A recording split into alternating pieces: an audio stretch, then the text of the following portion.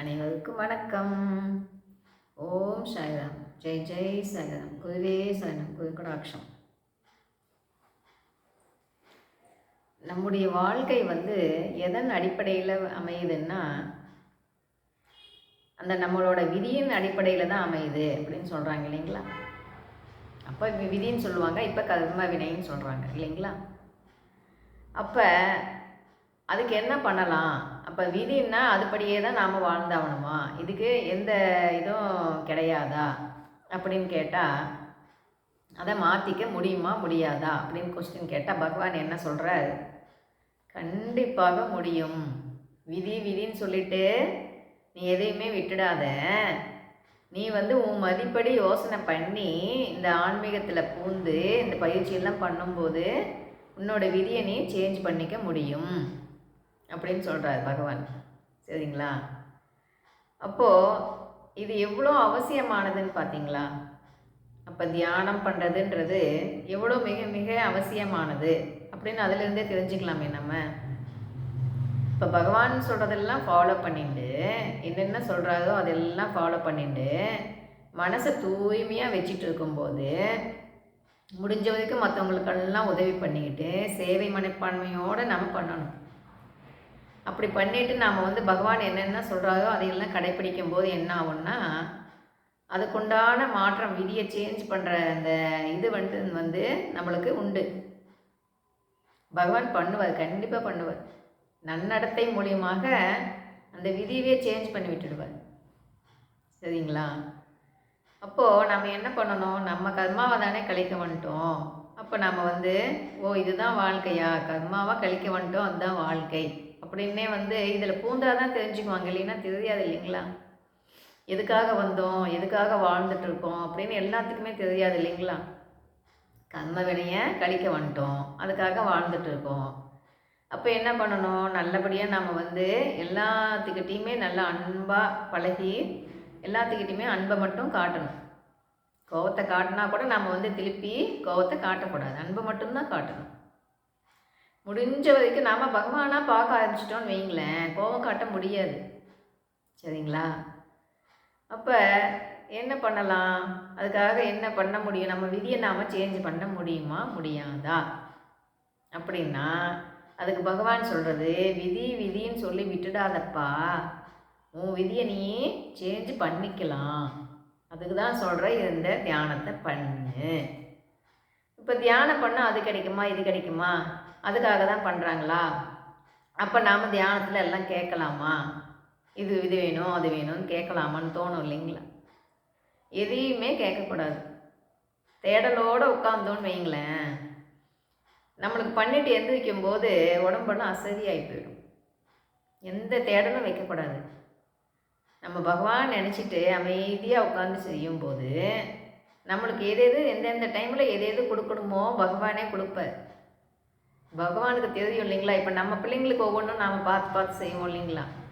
இப்போ எல்லாத்துக்குமே அம்மா அப்பா யார்? கடவுள் தானே. அப்போ நம்மளுக்கு என்னென்ன தேவையோ பகவான் கண்டிப்பாக கொடுப்பார். அப்போ நம்ம என்ன பண்ணணும்? தினமும் சரணாகதி அடைஞ்சிடணும். உன் பாதமே சரணாகதி, நீ பார்த்துக்கப்பான்னு விட்டுட்டோன்னு வைங்களேன், அடுத்தடுத்து என்ன பண்ணணுமோ பகவானே பண்ணுவார். நீ உன் வேலை பண்ணாதே, நானே உனக்கு பண்ணி கொடுக்குறேன், நான் ரெடியாக இருக்கேன்னு சொல்கிறாரு பகவான் உள்ளுக்குள்ள. எப்போ? அந்த தாட் இல்லாமல் உட்காந்துட்டு இருக்கும்போது நீ பார்த்துக்கப்பான்னு விட்டுட்டா அவர் செஞ்சு கொடுப்பாதான். நீ இருந்தால் நான் இல்லை, நான் இருந்தால் நீ இல்லைன்னு சொல்லுவாங்க. எதை சொல்லுவாங்கன்னா, அந்த தாட் ஓடிட்டே இருக்கும்போது உள்ளுக்குள்ளே பகவான் இருக்க மாட்டாதான். அப்படி இல்லைன்னா அந்த பகவான் நம்மளை செயல்படுத்த ஆரம்பிச்சுக்குவாங்களாம். சரிங்களா. அதனால தான் அந்த தாட்டை கம்மி பண்ணணும் அப்படிங்கிறதுக்காக பண்ணுறது தான் அந்த பிராணாயாமம். அது அவ்வளோ முக்கியமானது. அது பண்ணும்போது மட்டும்தான் மனமானது அமைதி அடையும். சரிங்களா. அப்போ நம்ம என்ன பண்ணணும்? விடாமல் நம்ம தினமுமே எதையுமே நாம் தேடலோடு செய்யக்கூடாது. தேடலோடு செஞ்சோன்னு வைங்களேன், நம்மளுக்கு ரொம்ப அசதியாகிடும் உடம்பு. அப்போ நாம் என்ன தினமுமே எல்லா வேலையும் பண்ணுறோம் இல்லைங்களா, அதோட இந்த வேலையும் ஒன்று அப்படின்னு காலையில் நம்ம செஞ்சுட்டு நம்ம பாட்டுக்கு நம்ம மற்ற வேலையெல்லாம் பார்த்துக்கிட்டே இருக்கலாம். இப்போ பகவான் பாதம் சரணடைஞ்சிட்டோன்னு வைங்களேன், அவர் பார்த்துக்குவார். ஒவ்வொன்றா இப்போ நம்மளோட அந்த சுமையை வந்து நாம் சுமக்க தேவையில்லை. பகவான்கிட்ட ஒப்படைச்சிட்டா பகவான் பார்த்துப்பார் அப்படின்னு விட்டுட்டோன்னு வைங்களேன், நாம் ஹாப்பியாக இருக்கலாம். இல்லைன்னா ஒவ்வொன்றையும் நாமளே சுமந்துண்டு அதுக்கு வந்து என்னடா பண்ணுறதுன்னு ஃபீல் பண்ணிகிட்டே இருக்கணும். சரணாகதி அடைஞ்சிட்டோன்னு வைங்களேன், அப்போ எது நடந்தாலும் அது உன் செயலில் நடக்குது, நீ பார்த்துக்கப்பா அப்படின்னு விட்டுடணும். அப்போ என்ன பண்ணுவார், அப்படின்னு நம்ம சொல்லும்போது மட்டும்தான் பகவான் வந்து எங்களை வழி நடத்துவார். சரிங்களா? பகவான் எப்போ வழி நடத்துவார்னா நாம் சரணாகதி அடையணும். அடைஞ்சிட்டோம்னா பகவான் வந்து வழி நடத்த ஆரம்பிச்சுக்குவார்.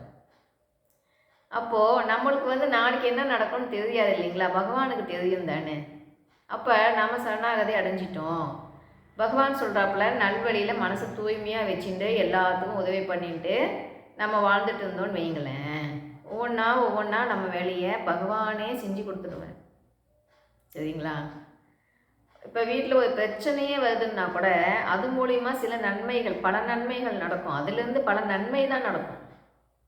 ஏன்னா பகவான் பாதம் சரணாகதி அடையும் போது நான் ஒவ்வொன்றும் உன் வீட்டில் எது நடந்தாலும் அதுக்கு நான் தான் காரணம், நீ வந்து டென்ஷன் ஆகாத அப்படின்னு சொல்லிடுவார். இப்போ எதுக்குமே வந்து பகவான்கிட்ட பேசும்போது என்ன ஆகும்னா, தியானம்லாம் பண்ணும்போது என்ன ஆகும்னா முன்கூட்டியே நம்மளுக்கு வந்து உணர்த்திடுவார், ஒவ்வொன்றும் உணர்த்துவார். அப்போ அதுவே ஆனந்தம் இல்லைங்களா? பகவான் நம்மளோட பேசிகிட்டு இருக்காருங்கும்போது அதுவே எவ்வளோ ஆனந்தம். அதை விட என்ன வேணும் சொல்லுங்க பார்க்கலாம். அப்போது நம்ம என்ன பண்ணுறோம், மன நிம்மதி வெளியவே தேடிட்டுருக்கோம். வெளியே தேடினா கிடைக்குங்களா? கிடைக்காது. அப்போ அவங்கவுங்களோட கர்ம வினையை தீர்க்க வந்துட்டாங்க அப்படின்னு சொல்லும்போது, இப்போ வந்து நம்மளோட கர்ம வினையை தீர்க்க வந்தவங்க தான் எல்லா ரிலேஷனுமே எல்லாமே அப்படித்தான். அப்போ அவங்கவுங்களுக்கு உண்டான வேலையை பார்ப்பாங்களா பார்க்க மாட்டாங்களா? பார்ப்பாங்க தானே. பார்த்தா தானே நம்ம கர்ம வினை முடியும், அப்போ தானே கர்மா கழிக்க முடியும். அப்போ அதுக்குண்டான வேலை தானே நடக்குதுன்னு எதாக இருந்தாலும் அதை ஏற்றுக்கணும். எதாக இருந்தாலும் அந்த பகவான் செயலில் நடக்குது, அனைத்தும் நன்மைக்கே அனைத்திற்கும் நன்றி அப்படின்னு போயிட்டோன்னு வைங்களேன், நம்மளுக்கு ஸ்ட்ரெஸ் ஆகாது. இப்போ ஒவ்வொன்றும் நாம் தான் பண்ணுறோன்னு நம்ம யோசிச்சுட்டே இருக்கும்போது என்ன ஆகுதுன்னா எல்லா விஷயத்துக்கும் டென்ஷன் ஆகுது இல்லைங்களா? இப்போ பகவான் செயலில் நடக்குது, ஒவ்வொன்றும் பகவான் செயலில் நடக்குது அப்படின்னு நாம் அதை ஏற்றுக்கும் போது நம்ம வந்து ஸ்ட்ரெஸ் ஆகாமல் எனி டைம் ஹாப்பியாக இருக்கலாம். ஏன்னா பகவான் பார்த்துப்பார் அப்படின்னு சொல்லிட்டு அந்த பகவான் மேலே நாம் சொல்லி ஒவ்வொன்றும் செய்யும்போது நம்மளுக்கு என்ன ஆகும்னா, இப்போ சின்ன பிள்ளைங்களாக இருக்கும்போது அம்மா அப்பா பார்த்துக்குவாங்க நாம் வந்து எதை பற்றியும் கவலைப்படாமல் ஹாப்பியாக இருப்போம் இல்லைங்களா? அதை போலவே ஹாப்பியாக இருக்கலாம் எனி டைம். அப்பா நீ பார்த்துக்கோ அப்படின்னு சொல்லிட்டா அவரோட கேம் ஸ்டார்ட் ஆகிடும். இப்போ நம்மளோட கேமை நாமளே தானே விளையாடிட்டு இருக்கோம். அப்போ என்ன பண்ணணும், பகவான்கிட்ட ஒப்படைச்சிடணும். அப்போ பகவானோட கேம் ஸ்டார்ட் ஆகிடும். அப்போ வந்து நம்மளுக்கு எப்போ எது பண்ணணும் அப்படின்னு பகவானுக்கு தெரியும் இல்லைங்களா, கரெக்டாக நடக்கும்.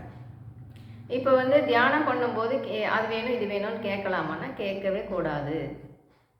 மேனிஃபெஸ்ட் பண்ணலாமா? பண்ணவே கூடாது. ஏன்னா பகவான் வந்து நாம் வந்து ஏதோ ஒன்று சின்னதாக தாங்க கேட்போம். பகவான் வந்து கொஞ்சம் பெருசாக கூட கொடுக்கலான்னு நினைப்பார் இல்லையா? அப்போ அந்த வட்டத்துக்குள்ளேயே நாமளே சுருக்கிக்கிட்டோம், இவ்வளோண்டு கேட்டுட்டோன்னா இந்தா நீ இது தானே நீ கேட்ட, இது போதும் தானே உனக்கு, நீ வச்சுக்கோன்னு விட்டுடுவார். எதையுமே கேட்காம அப்பா நீ பார்த்துக்கப்பான்னு விட்டுட்டோன்னு வைங்களேன், அப்போ என்னோட செயலில் எல்லாமே எந்தெந்த டைமில் என்னென்ன நடக்கணுமோ எல்லாமே கச்சிதமாக நடக்கும். எதை பற்றியும் நம்ம கவலைப்படவே தேவையில்லை.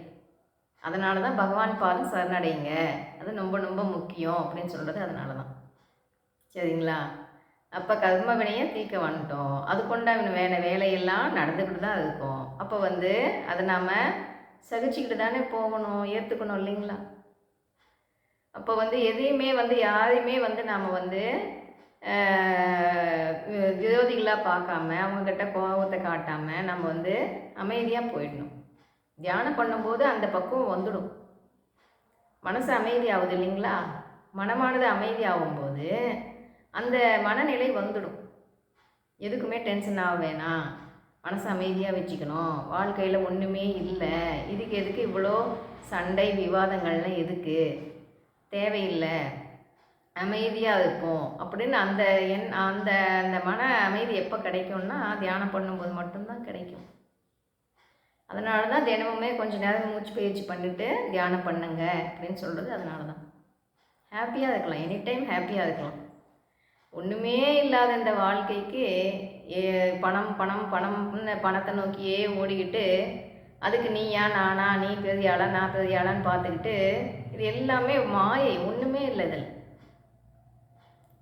அப்போது எல்லாமே மாயை, இதில் ஒன்றுமே இல்லை அப்படின்னு தெரிஞ்சுக்கிட்டோன்னு வைங்களேன், இவ்வளோ தானப்பா வாழ்க்கை, இதுக்குவா இவ்வளோ போட்டி போகாமல் இதுக்குவா பணம் பணம்னு ஓடிட்டுருக்காங்க அப்படின்னு ஆகி போயிடும். பேராசையெல்லாம் இருக்காது. தியானம் பண்ணினா ஆரம்பிச்சிட்டாங்கன்னு வைங்களேன், ஆசையெல்லாம் கம்மியாயிடும், பேராசையெல்லாம் இருக்கவே இருக்காது. அப்போது அந்த மனநிலைக்கு நாம் வந்துடணும் அப்படிங்கும்போது அந்த மனநிலையில் இருக்கும்போது மட்டும்தான் ஹாப்பியாக இருக்க முடியும். இப்போ ஹாப்பி ஏன் நம்மளோட அந்த ஹாப்பி ஏன் கெடுது யோசிங்களேன். இப்போ வந்து ஆசை அதிகமாக போக போக எவ்வளோ பகவான் கொடுத்தாலும் அதுக்கடுத்து அது ஆசை அளவிட முடியாதது தானே. அதுக்கடுத்தது அதுன்னு போய்கிட்டே இருப்போமே ஒழிய பகவான் எது நம்மளுக்கு கொடுத்தாதோ அதுக்கு நாம் நன்றி சொல்வோமா யோசிங்களேன். பகவான் நம்மளுக்கு சொன்ன எது கொடுத்ததுக்காக அதுக்கெல்லாம் நம்ம வந்து பகவானே மிக்க நன்றி இப்படின்னு சொல்லணும் இல்லைங்களா. அப்போது பகவான் நம்மளுக்கு எது கொடுத்தாதோ அதை வச்சுட்டு நம்ம ஹாப்பியாக வாழுவோம். பகவான் அப்படி தான் சொல்கிறார், உனக்காக என்ன நான் கொடுத்துருக்கணும் அதை வச்சுட்டு நீ சந்தோஷமாக வாழு. உன்கிட்ட எது இல்லையோ அதெல்லாம் சொல்லி ஃபீல் பண்ணி உன்னோட மன நிம்மதியை நீயே கெடுத்துக்கிட்டீன்னா அதுக்கு நானா போய்ப்பா இல்லை நீயா அப்படின்னு கேட்குறாரு. அப்போது வந்து இப்போ எதனால் வந்து எல்லாத்தோட வாழ்க்கையும் எதை வந்து மூடிட்டுருக்குன்னா அந்த விதிங்கிற அந்த வலை வந்து மூடிட்டுருக்கு இல்லைங்களா. அப்போ வந்து அந்த விதியிலேருந்து நாம் வெளியே வரணும், மதிப்படி நம்மளை நாம் மாற்றிக்கணும் அப்படிங்கும்போது அதுக்கு இந்த பயிற்சியெல்லாம் யூஸ்ஃபுல்லாக இருக்கும். அப்போ தினமுமே பகவான் சொல்கிறத ஃபாலோ பண்ணுவோம், தினமுமே பயிற்சி பண்ணுவோம், விடாமுயற்சி வெற்றி கொடுக்கும், வெற்றி நிச்சயம். பாய். கேட்டதுக்கு நன்றி.